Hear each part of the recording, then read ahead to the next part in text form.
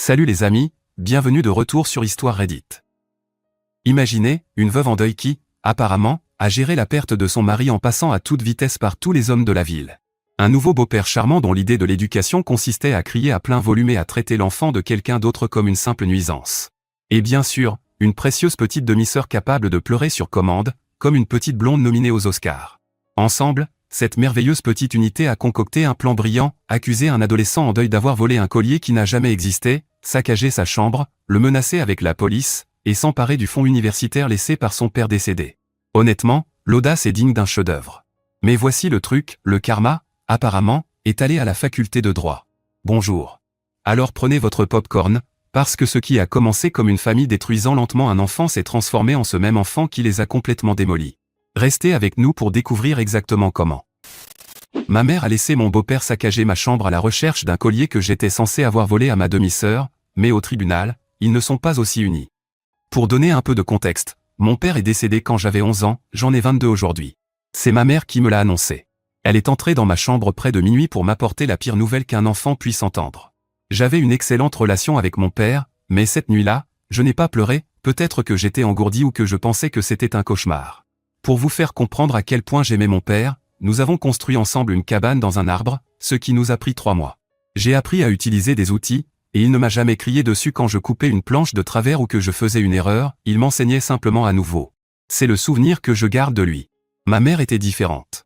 Elle travaillait beaucoup, et quand elle était à la maison, elle était généralement sur son téléphone ou en train de regarder la télévision. Mon père cuisinait la plupart des soirs et vérifiait mes devoirs. Aux funérailles, je me souviens avoir pleuré, mais c'était réconfortant parce que beaucoup de gens étaient présents. Quand tout le monde est parti, ma mère s'est enfermée dans sa chambre et je ne l'ai pas vue pendant 2 jours. Ma tante est venue, m'a préparé des sandwichs et s'est assise avec moi pour parler de mon père. Quand ma mère est finalement sortie, elle avait l'air différente, les yeux rouges et gonflés, mais le visage vide. Elle ne m'a pas pris dans ses bras. Elle est simplement passée devant moi pour aller dans la cuisine et se verser du café. 1 mois après les funérailles, ma mère a commencé à sortir le soir. Elle se maquillait, partait à 20h et rentrait tard. Je restais seul à la maison parce qu'à 11 ans, je me considérais assez grand. Parfois, elle amenait des hommes à la maison. Je les entendais parler et rire en bas pendant que j'essayais de dormir. Une fois, je suis descendu pour boire de l'eau et il y avait un homme que je n'avais jamais vu assis sur le canapé. Ma mère me l'a présenté comme Walter ou quelque chose comme ça. Il m'a salué de la main, et je suis remonté sans prendre d'eau. Cela a duré presque 2 ans. Différents hommes apparaissaient, certains restaient quelques semaines puis disparaissaient. D'autres ne venaient qu'une seule fois. Ma mère était occupée avec ces hommes, alors elle oubliait mes repas ou toute forme de présence adulte à la maison. Habituellement, je préparais quelque chose de simple, comme des céréales ou du pain grillé au beurre de cacahuète. Mes meilleurs repas étaient à l'école ou chez un ami, où ils ne savaient pas ce qui se passait à la maison, parce qu'à cet âge-là, j'avais honte d'avoir une mère comme ça. Quand j'ai eu 14 ans, ma mère m'a fait asseoir et m'a dit qu'elle fréquentait quelqu'un sérieusement. C'était mon beau-père, âgé de 45 ans. Selon elle, après longtemps, elle avait trouvé quelqu'un qui la rendait heureuse. Une semaine plus tard, il avait déjà emménagé avec toutes ses affaires. Il est grand, environ 1,90 m, avec des tatouages sur les 2 bras. C'était le genre d'homme qui aimait faire du bruit. Il faisait tout bruyamment. Il claquait les portes, criait au téléphone, et riait comme s'il voulait réveiller tout le quartier. Dès le 1er mois, il a changé des choses sans demander. Il a mis ses outils dans le garage, à l'endroit où se trouvait l'établi de mon père. Il a jeté les plans de la cabane qui étaient encore accrochés au mur. Je les ai trouvés dans la poubelle quand j'ai sorti les ordures. Mon beau-père a amené sa fille, Maisie, qui avait 6 ans à l'époque, et qui a maintenant 17 ans. J'étais censé être gentil avec elle parce qu'elle avait perdu sa mère à cause d'un cancer 2 ans auparavant. Mais je n'avais pas l'intention d'être méchant, tout semblait simplement étrange. Maisie était petite et blonde, et elle pleurait pour tout. Si le dîner n'était pas ce qu'elle voulait, elle pleurait. Si elle ne trouvait pas sa brosse, elle pleurait. Si je passais sans dire bonjour, peut-être parce que je ne l'avais pas vue, elle allait voir mon beau-père et disait que je la maltraitais. Elle lui mentait pour utiliser son père comme son propre intimidateur, en disant que j'avais volé un crayon. Mon beau-père venait vers moi, collait son visage contre le mien, et commençait à crier. Ma mère était spectatrice au premier rang de tout cela, le laissant faire tout ce qu'il voulait. Me gronder, défendre, sa fille rendait mon beau-père heureux, et cela rendait ma mère heureuse. La seule chose positive à cette époque, c'est que ma mère a recommencé à cuisiner. Elle le faisait pour son homme, mais au moins il y avait assez à manger pour tout le monde. Quand j'ai eu 15 ans, ma mère et mon beau-père se sont mariés. C'était une petite cérémonie à la mairie. J'ai essayé de trouver une excuse pour ne pas y aller, mais ma mère a dit que je devais venir. Je suis resté au fond et je n'ai souri sur aucune photo. Après le mariage, mon beau-père a agi comme s'il possédait tout. Il me disait quand tondre la pelouse et quand sortir les poubelles. Mon père m'avait laissé un fonds universitaire. Le compte était aussi au nom de ma mère parce que j'étais mineur lorsqu'il a été créé et mon père n'aurait pas pu prévoir cela. Mon oncle me l'a dit aux funérailles. C'était de l'argent pour aller à l'université. Pas une somme extravagante, mais suffisamment pour couvrir certaines dépenses et plus encore. Une nuit, quand j'avais 16 ans, mon beau-père a abordé le sujet à table. Il a présenté cela comme si c'était un problème que j'ai mon avenir assuré alors que Mézy ne l'avait pas, bien qu'en réalité, je pense qu'il avait d'autres intentions concernant cet argent. Il a dit qu'il ne voulait pas se stresser ce soir-là, mais qu'il était nécessaire de régler cela. Il a même dit quelque chose comme mon père aurait voulu aider Mézy s'il l'avait connu. Il l'a dit sur un ton légèrement moqueur, alors je me suis mis en colère et je lui ai dit qu'il n'était pas digne de parler de mon père. Mon beau-père s'est levé rapidement et a commencé à parler à son volume habituel, en criant. Oui, le dîner était gâché, et je suis sûr qu'il voulait me donner une leçon physique. Mais ma mère, dans une tentative d'être une mère, l'a arrêté. Pour être honnête, je pense qu'elle l'a fait seulement pour qu'il ne soit pas de mauvaise humeur après le dîner. Je ne pense pas qu'elle se souciait de moi ou de ce qui pourrait m'arriver. À partir de ce moment-là, mon beau-père a évoqué le fond toutes les quelques semaines. Moi, je me suis concentré sur l'école. J'ai rejoint l'équipe de débat et le club de mathématiques parce qu'ils se réunissaient après les cours, ce qui m'évitait de rentrer trop tôt à la maison. À vrai dire, cela ne m'intéressait pas vraiment, mais c'était un bon moyen d'éviter de passer du temps là-bas. J'ai cherché des universités loin de chez moi et j'ai postulé dans d'autres États. Je n'en ai parlé à personne. Quand les lettres d'acceptation sont arrivées, je les ai cachées dans un tiroir. L'incident s'est produit en mars de ma dernière année de lycée. J'avais 17 ans. C'était un samedi après-midi et j'étudiais dans ma chambre. Ma mère et mon beau-père étaient partis faire des courses, et Mézy était en bas en train de regarder la télévision. J'ai entendu la porte s'ouvrir et se fermer, puis leur voix, puis un cri de Mézy. J'ai ouvert la porte et je suis descendu. Mézy était dans le salon avec une petite boîte en bois. Elle pleurait à chaudes larmes. Ma mère et mon beau-père lui demandaient ce qui n'allait pas. Mézy m'a regardé et a dit que j'avais volé son collier, celui qui appartenait à sa mère. La seule chose qui lui restait, équivalait 1000 $. Elle a dit qu'elle l'avait mis dans cette boîte dans sa chambre et qu'il avait disparu, et que j'étais le seul à la maison. Ma mère m'a regardé. Elle ne m'a pas demandé si c'était moi, elle m'a regardé comme si elle le savait déjà. Mon beau-père a explosé immédiatement, affirmant qu'il savait que je ferais quelque chose comme ça. Il m'a traité de voleur et de menteur, et a dit qu'il allait détruire ma chambre jusqu'à ce qu'il le trouve. Je lui ai dit que je n'avais rien touché à Mézy, que j'étais resté dans ma chambre tout le temps. Mon beau-père m'a poussé sur le côté et est monté. J'ai entendu les tiroirs claquer et des objets volés. Ma mère l'a suivi. Je suis resté au pied des escaliers, les écoutant détruire ma chambre. Ils ont tout vérifié. Ils ont arraché les posters, vidé mon placard sur le sol, regardé sous le matelas et à l'intérieur des têtes d'oreiller. Ils n'ont rien trouvé parce qu'il n'y avait rien. Quand mon beau-père est redescendu, il était rouge de rage. Il a dit que j'avais dû le cacher ailleurs. Il a affirmé que je paierais d'une manière ou d'une autre. Ma mère ne me regardait pas, elle regardait le sol. Elle m'a dit qu'elle ne pouvait pas croire que j'aurais fait ça à Mézy après tout ce qu'elle avait traversé, qu'elle avait honte, et que mon père aurait honte aussi. J'ai essayé de répondre, mais mon beau-père m'a coupé. Il a dit que le collier valait 8000 $ et que je rembourserais Mézy jusqu'au dernier centime. J'ai ri parce que je n'avais pas ce genre d'argent et que cela semblait absurde, sachant que je ne connaissais rien de ce collier. Je lui ai dit que je n'avais pas 8000 $. Mon beau-père a répondu que si, qu'il y en avait assez dans le fonds universitaire et qu'il l'utiliserait pour régler ça. Ma mère m'a enfin regardé. Elle a dit que si je refusais de payer, il signalerait le vol à la police. Soit j'utilisais le fonds, soit je me faisais arrêter, c'était mes options. Je leur ai dit d'appeler la police parce qu'il n'y avait rien à cacher, que je n'avais rien volé et que je ne leur donnerais pas un centime. Mon beau-père m'a attrapé le bras avec une telle force que j'ai cru qu'il allait me le casser. Il a affirmé que je faisais une énorme erreur. Ma mère l'a éloigné et a dit que j'avais jusqu'à lundi pour décider. Cette nuit-là, je n'ai pas dormi. Je suis resté assis sur le sol, dans le désordre qu'ils avaient créé, essayant de réfléchir à ce que je devais faire. Lundi matin, ma mère est entrée avant que je parte à l'école. Elle a dit qu'elle avait déjà transféré l'argent, que c'était terminé. Selon elle, Mézy avait besoin de se sentir en sécurité dans la maison, et c'était le seul moyen. Je lui ai demandé comment elle pouvait utiliser cet argent pour ça, mais elle a répondu que le compte était aussi à son nom et qu'elle pouvait faire ce qu'elle voulait, surtout si cela signifiait m'apprendre que voler était mal. Apparemment, je devais aussi être reconnaissant qu'elle n'ait pas tout pris. J'ai parlé à mon oncle et nous avons vérifié les comptes. 12 000 $ avaient disparu, plus que ce que le collier était censé valoir. Au moins, elle n'avait pas tout pris, mais en parlant avec mon oncle, il n'y avait pas grand-chose que je pouvais faire. Elle avait accès au compte et il n'y avait aucun document indiquant que cet argent était uniquement destiné aux études. Ma mère pouvait prendre autant qu'elle voulait sans conséquence. J'ai arrêté de parler à ma mère, ainsi qu'à mon beau-père et à Mézy. C'était difficile de vivre dans cette maison, mais c'était ma dernière année et je n'avais que quelques mois à supporter. J'ai été accepté dans une université située à 2 États de distance et j'ai contracté des prêts pour couvrir ce qui manquait. L'argent restant sur le compte a été transféré vers un autre compte au nom de mon oncle.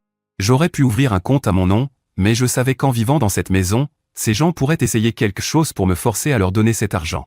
Heureusement, ma mère a vu que j'avais transféré l'argent et n'a rien dit, et mon beau-père était satisfait de ce qu'il avait pris, donc il n'a plus abordé le sujet. Et avant que vous ne demandiez, vivre avec mon oncle était difficile pour plusieurs raisons qui ne valent pas la peine d'être mentionnées pour ne pas trop s'éloigner du sujet. Quoi qu'il en soit, je suis parti sans dire au revoir. J'ai bloqué leurs numéros et les ai bloqués sur les réseaux sociaux. Pendant des années, je n'ai rien entendu d'eux et cela ne m'intéressait pas. L'université prenait tout mon temps libre, et le peu qu'il me restait, je n'allais pas le gaspiller à entendre parler de ces gens. Puis, le mois dernier, j'ai reçu un appel d'un numéro inconnu. Je travaille à temps partiel dans un endroit où il y a beaucoup de nouveaux employés, et il n'est pas rare que quelqu'un donne votre numéro à un autre pour couvrir un service.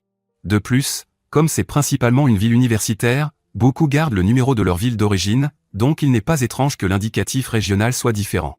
Moi-même, je le fais. Bref, quand je l'ai vu, je n'y ai pas pensé et je n'ai même pas remarqué qu'il provenait de mon ancienne ville.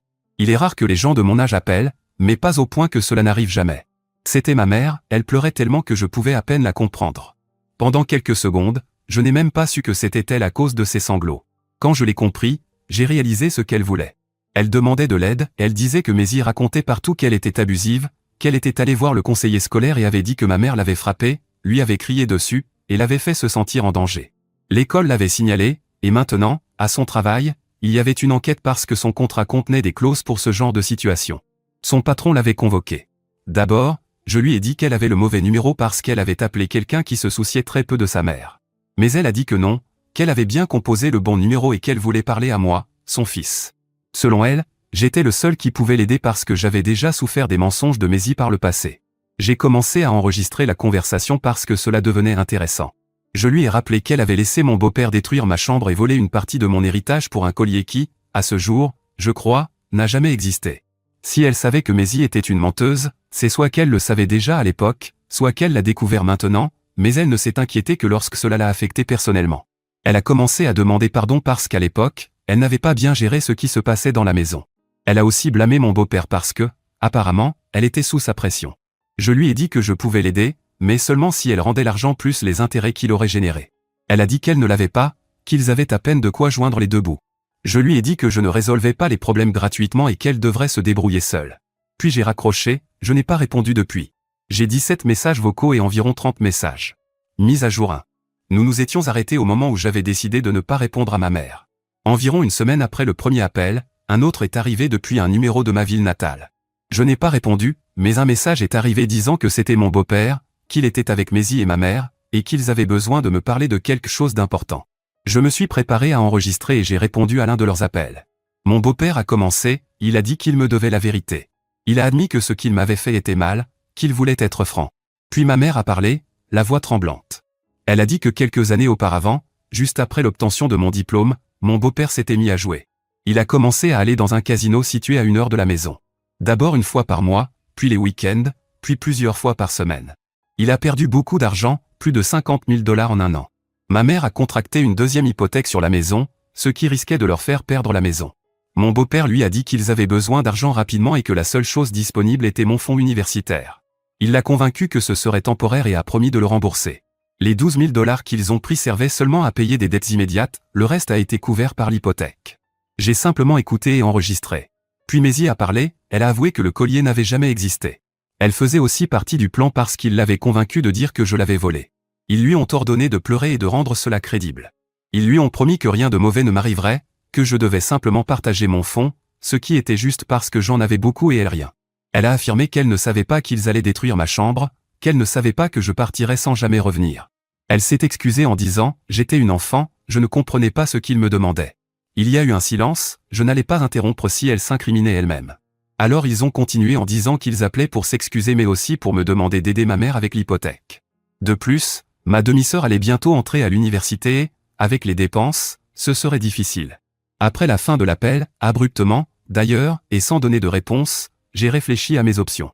J'ai cherché quelques avocats qui pouvaient me donner une consultation gratuite et je leur ai parlé de mon cas. Comme je l'ai déjà dit, il n'y avait rien à poursuivre ou à signaler concernant le fonds, l'argent du fonds de mon père était accessible à ma mère. Rien ne déterminait que cet argent devait être utilisé pour un objectif spécifique, comme aller à l'université. L'inconvénient de ces consultations gratuites est qu'ils ne consacrent généralement pas beaucoup de temps à votre cas à moins de voir quelque chose de certain. Je ne savais pas non plus si je serais capable de les payer si l'affaire avançait. Pour ceux qui ont critiqué mon père parce qu'il n'a pas mieux protégé le fonds, premièrement, il ne pouvait pas prévoir que ma mère se comporterait ainsi. Deuxièmement, le fonds a été établi par lui, mais ma mère y a également contribué.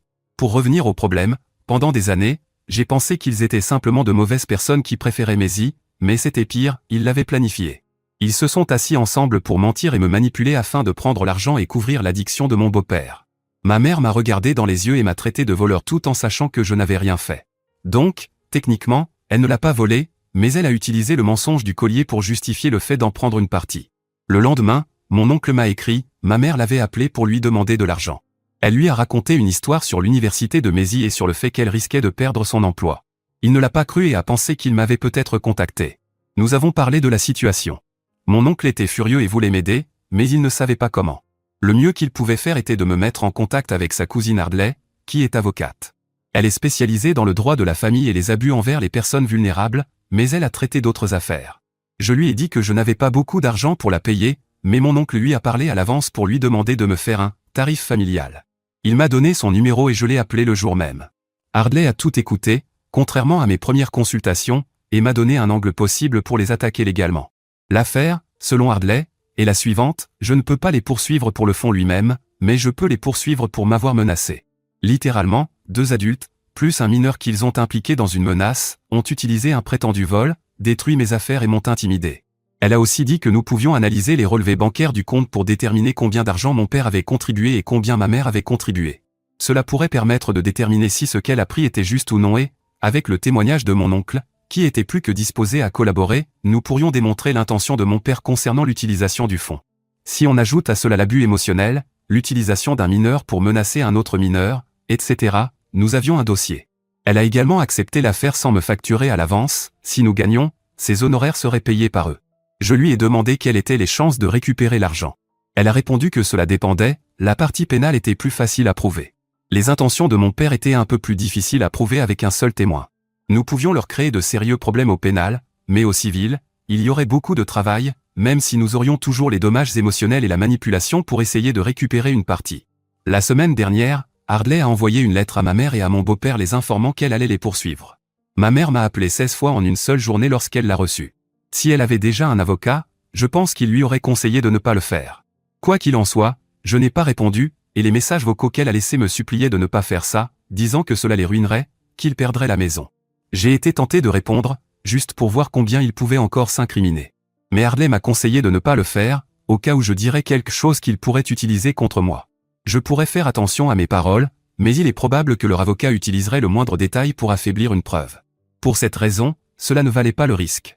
Comme je l'ai dit, je ne pense pas qu'ils aient encore un avocat, puisqu'ils continuent de me contacter. Mon beau-père m'a envoyé un email à une ancienne adresse que je suis sûr que ma mère se souvenait. Il m'a traité de « moins qu'un homme », pour ne pas aider ma mère et pour la poursuivre, mais il a dit que j'avais encore le temps de ne pas faire d'erreur si je savais ce qui était bon pour moi. Cela ressemblait à une menace, alors je l'ai envoyé à mon avocate et elle travaille dessus. Pendant que je le lisais, j'imaginais la voix hurlante de mon beau-père, qui est pratiquement la seule qu'il possède. Hier, ma mère a envoyé un message demandant à nous voir en personne. Elle pense qu'elle pourrait s'expliquer et laisser ce procès derrière elle. Faire cela par téléphone signifiait que nous n'étions pas sur la même longueur d'onde. Ardley m'a donné une instruction claire, 0 contact sans sa présence, et c'est ce que je vais faire. Mise à jour 2. Tout s'est déroulé plus vite que je ne le pensais. Ardley a déposé la plainte il y a 1 mois. Ma mère et mon beau-père ont été officiellement notifiés il y a 3 semaines. Depuis, c'est le chaos. D'abord, la sœur de ma mère, à qui je n'avais pas parlé depuis 4 ans, m'a appelé. Elle a dit que ma mère l'avait appelée en pleurant à propos du procès, disant qu'elle ne pouvait pas croire que je ferais cela à ma propre mère. Mais elle était heureuse que je l'ai fait parce qu'elle et ma mère se sont éloignées au fil des années. Pas qu'elles ne se parlent plus, mais leur relation est tendue. Elle était donc contente que je la poursuive parce que, selon ses mots, cette sorcière le méritait. Nous avons parlé un peu plus du changement de personnalité de ma mère après la mort de mon père. Cela et d'autres problèmes entre sœurs ont créé une distance entre elles. Une semaine après avoir été notifiée, ma mère a publié quelque chose sur ses réseaux sociaux. Elle a écrit qu'elle avait fait des erreurs en tant que mère mais qu'elle avait toujours essayé de faire de son mieux, que perdre mon père l'avait détruite et que la vie avait été injuste envers elle. Le ton des commentaires était encourageant envers ma mère, jusqu'à ce que ma tante arrive et lui dise de raconter la partie sur le mensonge du collier volé et sur la façon dont ils ont détruit ma chambre. Peut-être qu'il y a eu quelques commentaires défendant ma mère après cette clarification, mais seulement parce qu'ils n'avaient pas lu celui de ma tante. J'ai fait ma propre publication, après avoir insisté auprès d'Ardley. Elle m'a dit de rester respectueux, sans insultes, et qu'avant de publier, elle approuverait le brouillon. J'ai dû faire quelques modifications à ma première version, mais elle m'a donné le feu vert. Ma mère m'a appelé depuis un numéro non bloqué, en criant, parce qu'à son travail ils avaient vu la publication. 2 jours plus tard, j'ai reçu un message sur les réseaux sociaux d'une personne que je ne connaissais pas. Elle s'appelait Kelsey, l'ex-petite amie de mon beau-père avant qu'il épouse ma mère. D'une manière ou d'une autre, elle a vu ma publication et a reconnu mon beau-père, même si je ne l'avais pas nommé. Elle a dit que mon beau-père l'avait convaincu de prendre une carte de crédit à son nom, avait dépensé 15 000 $, puis l'avait quitté. Il lui a fallu des années pour rembourser. Elle était prête à parler à mon avocate si cela pouvait aider, mais mon avocate a fait encore mieux. Ardley a contacté Kelsey et elles ont parlé. Kelsey a envoyé des preuves de la dette et des messages où mon beau-père promettait de payer. Maintenant, Kelsey rejoint ma plainte. Si cela continue, nous finirons avec une action collective de toutes les personnes contre ma mère et mon beau-père. Le procès est entré en phase de découverte. Les 2 parties doivent partager des documents et des informations. Ardley a demandé les relevés bancaires montrant les transferts depuis le fonds, les preuves des dettes de jeu de mon beau-père et d'autres documents. Leur avocat conteste certaines demandes. Ardley dit que c'est normal, mais aussi révélateur, s'il n'avait rien à cacher, il coopérerait. C'est ainsi que nous savons que nous sommes sur la bonne voie. La semaine dernière, les parents de mon beau-père se sont impliqués. Je ne les ai vus que 2 fois dans mon enfance. Ils m'ont envoyé une lettre écrite à la main disant qu'ils avaient entendu parler du procès. Ce sont clairement ses parents, parce que personne d'autre ne dirait que mon beau-père avait des problèmes mais qu'il était un homme bon qui avait fait des erreurs. L'audience préliminaire est prévue pour le mois prochain. Ardley dit que c'est surtout procédural, mais que cela nous donnera une idée de la façon dont le juge perçoit l'affaire et de nos chances. Ma mère et mon beau-père devront y assister. Moi aussi. Je n'ai pas vu ma mère en personne depuis des années. Je ne sais pas comment je vais réagir. Ardley m'a demandé de la laisser parler. Ton rôle est de rester assis là et de montrer que tu as été la victime, parce que c'est le cas. Plus ta mère devient émotive, mieux c'est pour nous. Les juges n'aiment pas les parents qui volent leurs enfants et ensuite se posent en victime. Mise à jour 3. L'audience préliminaire a eu lieu il y a 2 mois. Je suis arrivé tôt au tribunal. Ardley m'a rejoint à l'extérieur et nous avons revu ce qui allait se passer. Le juge allait entendre les 2 parties et décider s'il y avait suffisamment de preuves pour aller au procès. Il était peu probable que tout soit résolu ce jour-là, mais c'était une étape importante. Ma mère et mon beau-père sont arrivés 10 minutes avant d'entrer. Je les ai vus dans le couloir. L'audience a duré environ 90 minutes. Les avocats ont présenté leurs arguments. Ardley a montré les relevés bancaires prouvant qu'elle avait pris plus d'argent qu'elle n'en avait contribué au fonds. Elle a également présenté l'intention claire de mon père concernant l'utilisation de cet argent. Puis est venue la partie sur la menace, la destruction de ma chambre et les preuves de leurs aveux. Elle avait aussi la déclaration écrite de Kelsey concernant la manipulation financière précédente. L'avocat de ma mère a affirmé que le compte était aussi à son nom et qu'elle avait le droit légal d'y accéder. Il a dit que l'argent avait été utilisé pour les dépenses familiales, comme il convient à des parents. La partie intéressante est arrivée lorsque le juge lui a demandé pourquoi, au juste, ils avaient inventé l'histoire du collier. Ma mère a répondu qu'elle ne voulait pas passer pour une mauvaise mère, mais qu'elle avait besoin d'une excuse pour prendre l'argent. Si elle me faisait croire qu'elle pensait vraiment que j'avais volé le collier, ce ne serait pas si grave. Comme vous pouvez l'imaginer, il y a eu de nombreuses questions supplémentaires de la part du juge, qui était stupéfait par les réponses de ma mère. Tout cela jusqu'au moment où elle a dit « Mon mari m'a convaincu que c'était le seul moyen ». À partir de là, l'alliance entre ma mère et mon beau-père s'est brisée.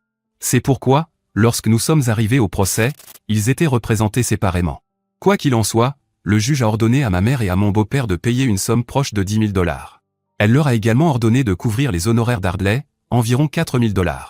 Ardley représente également Kelsey dans le procès contre mon beau-père. Il est encore trop tôt pour vous donner des nouvelles de cette affaire. De plus, Ardley ne peut pas en discuter avec moi pour le moment, car cela violerait le secret professionnel, donc je ne sais que certaines choses que Kelsey me raconte. Pour revenir à la lecture du verdict, ma mère a éclaté en sanglots dans la salle d'audience. Mon beau-père était furieux, mais il a été assez intelligent pour ne pas crier. Leurs avocats ont demandé un délai de paiement plus long parce qu'ils sont dans une catastrophe financière. Le juge a dit qu'ils avaient 5 mois, ce qui est très généreux, et que s'ils ne pouvaient pas payer, ils auraient dû y penser avant. Je n'ai aucune nouvelle de ce qui se passe chez ma mère, mais s'ils étaient représentés par des avocats différents, cela sent le divorce. Mon oncle et ma tante m'ont appelé pour me féliciter. Le premier versement est dû la semaine prochaine. Ardley va le surveiller et est prête à agir. S'il ne paie pas, nous retournerons au tribunal et ce sera pire pour eux. Elle ne pense pas qu'ils prendront ce risque, ma mère a peur du juge. Quant aux menaces, c'était un procès complètement différent. Cela relève du pénal. Je n'ai eu qu'à témoigner, mais je ne me suis pas présenté à la lecture du verdict, c'est pourquoi je n'ai pas beaucoup d'informations. Ils ont tous les deux été condamnés à une amende et n'iront pas en prison. Ce n'est pas un crime suffisamment grave.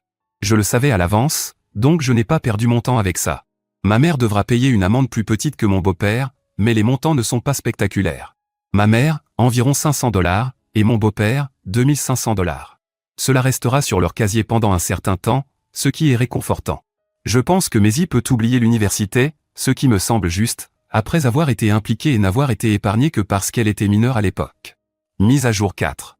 J'avoue qu'après mon dernier message, j'ai fermé la session et oublié les publications. Je me suis reconnecté récemment et j'ai vu de nombreuses notifications demandant des mises à jour. Les gens voulaient savoir ce qu'il en était du divorce, du procès de Kelsey et d'autres nouvelles. Alors voilà. Ma mère et mon beau-père ont divorcé. Ma mère a également vendu la maison pour payer une partie des coûts du procès. Je ne sais pas où elle vit maintenant, mais je sais qu'elle a vendu la maison parce qu'elle a demandé un délai pour payer jusqu'à ce qu'elle puisse la vendre. Elle l'a fait et nous avons reçu l'argent. Mon beau-père n'a payé qu'une partie, puis les paiements ont cessé. Hardley s'est assuré que des intérêts courent à partir du premier jour de retard de paiement. Cela ne vaut pas la peine de le poursuivre pour qu'il paie, nous faisons partie d'une longue liste de personnes à qui il doit de l'argent. Mon beau-père n'a rien reçu de ma mère lors du divorce, et encore moins de la vente de la maison.